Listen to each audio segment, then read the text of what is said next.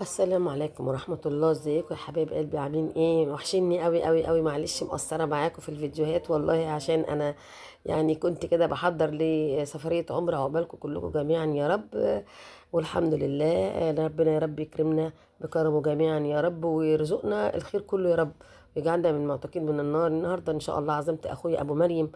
طبعا انتوا فاكرين مريم لما كنت اقول لكم ادعوا له وادعوا لمريم بالدعاء بالشفاء. الله يرحمها مريم مريضة السرطان اللي ماتت. ربنا يرحمها يا رب، ويرحم أمواتنا وأموات جميع المسلمين. أخويا حبيبي ده يعتبر ابني أنا اللي مربياه والله العظيم.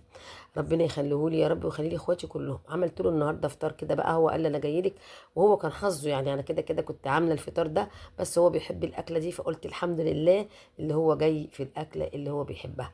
عملنا النهارده يا حبايبي. الاول هقول لكم انا التمر ده اللي احنا ده تلج اللي على الوش ده، التمر ده اللي انا عملته المشروب الرسمي لرمضان، والفيديو عندكم.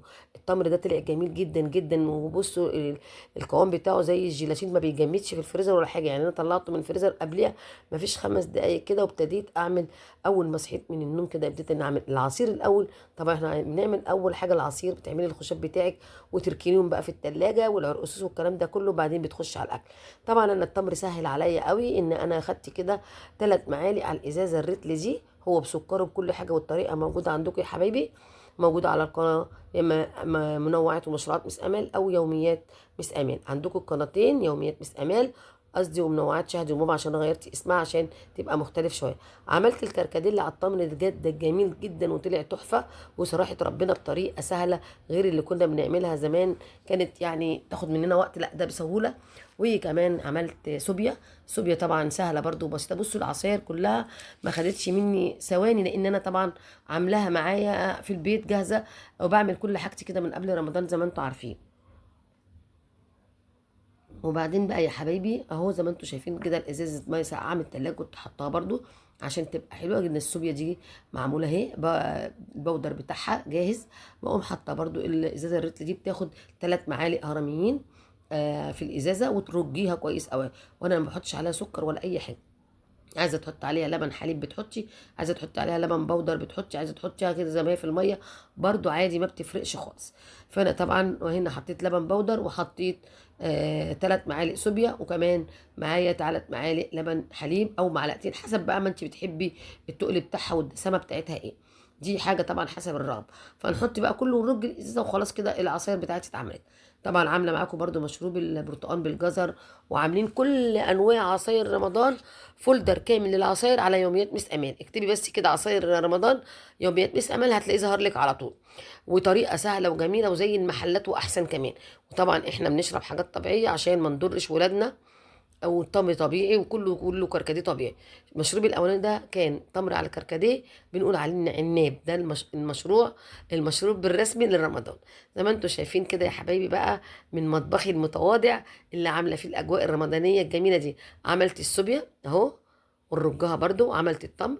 وابدا بقى ايه اشيلهم في التلاجة، ونخش بقى على الاكل بتاعنا. طبعا انا ما رضيتش اصور لكم الطريقه بقى بتاعت الاكل خطوه خطوه، احنا في رمضان وكلنا بنعرف نطبخ والحمد لله. ولكن انا قلت اهو، انا طلعت فرخه غسلتها كويس قوي قوي، شوحتها بمعلقه زبده. انا بحكي لكم برضو اللي حصل. وبعد ما شوحتها بشويه زبده كده، حتى لما عملت عليها البهارات من غير الملح طبعا.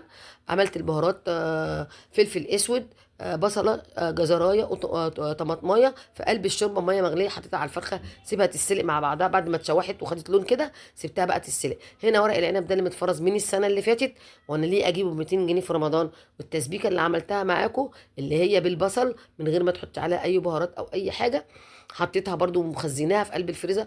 وادي الملوخيه، انا عندي ملوخيه مخزنه، وكنت شاريه عروض ملوخيه كانت جميله جدا. برضو قلت اما اطلع منها ايه عشان ما تقعدش فتره طويله. السنبله دي يا بنات برضو حلوه، وارخص كتير من ماركات كتيره، والاتنين كله زي بعض. ورق العنب ده متفرز السنه اللي فاتت، اخضر زي ما هو وناعم وجميل وميزز وزي الفل. طلعت التسبيكه بقى بتاعتي ببصلها بحاجتها بتاع، سخنتها. وادي الخضره زي ما انتم شايفين انا مخرجه منها الهواء خالص، وكنت غسلاها وفرشاها على فوطه لحد ما نشفت. وبعدين تحطيها في الفريزر، طلعيها خضره زي ما هي، ما تبقاش معبيه ميه، ما تعجنش منك وتبقى عباره عن حته عجينه، لا بتطلع خضره. غسلت الرز، حطيت الطماطم. انا مش بحط الرز على الطماطم، لا بحط الطماطم على الرز، عشان لو الطماطم كتيره اقدر اشيل منها. ماشي يا حبايبي. ولو وبشيل منها برضو شويه، بخلي شويه جنبي لو الرز قصر معايا. بيبقى عندي شويه طماطم بحتسي بقى، واقوم مثلا اقول لا، واقوم شايله ورق العنب اللي فات او كده، لا. انا بحط الرز الاول واحط عليه الطماطم بتاعتي لحد اللون اللي انا عايزاه والقوام اللي انا عايزاه مظبوطه خلاص. فانا بحط واقلب، بحط واقلب لحد ما اداني اللون الاحمر الجميل اللي انتوا شايفينه ده. والله والكاميرا كمان ظلماه. طماطم الايام اللي فاتت يا بنات كانت حلوه جدا جدا وجميله قوي للتخزين بصراحه. فطبعا كل الناس ملت التلاجات طماطم، ما ملتهاش لحوم بس الحمد لله. برضه عملنا عزايم وجبنا اخواتنا واهالينا وحبايبنا، والبيت مفتوح ودعوه عامه اهو من هنا. اللي عايز يفطر عندي على عيني وعلى راسي، اهلا يقول لي بس انا جاي، مالكوش دعوه، انا كل حاجه عندي جاهزه في التلاجة وانا جاهزه. ما قلتليش ليه من قبلها واعمل ايه، لا بس انا بحب اعرف عشان عدد الافراد مش اكتر ولا اقل. خير ربنا كتير الحمد لله ومستوره والخير كله كتير. هنبدا بقى نحط الخضره زي ما احنا شايفين. بصوا خضره متماسكه حلوه. كتري بقى الخضره في المحشي بتاعك عشان يطلع طعمه حلو. هنحط الخضره بعد ما تقلبي الطماطم والرز. ما تحطيش الخضره على النار مع الرز او تسويكيه عشان الخضره بتهمد وطعمها كده بيروح، لا انا عايزاها تبقى فريش كده واحس بيها.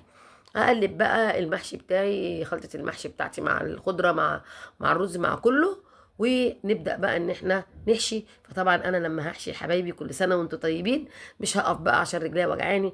انا جبت كده الترابيزه ورحت قاعده حشيت المحشي بتاعي كده بروقان، عشان ما اقدرش اقف الوقت ده كله على رجلي.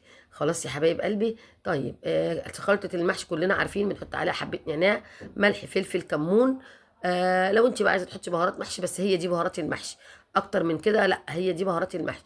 حتى لو جايباها جاهزه، كمون، ملح، فلفل، نعناع، خلاص. غير بقى الخضره.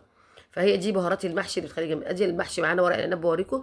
بنعمل على الناحيه الخشنه، بنلف على الناحيه الخشنه. ولو لقيتي الورقه معاكي كبيره اقطعيها نصين.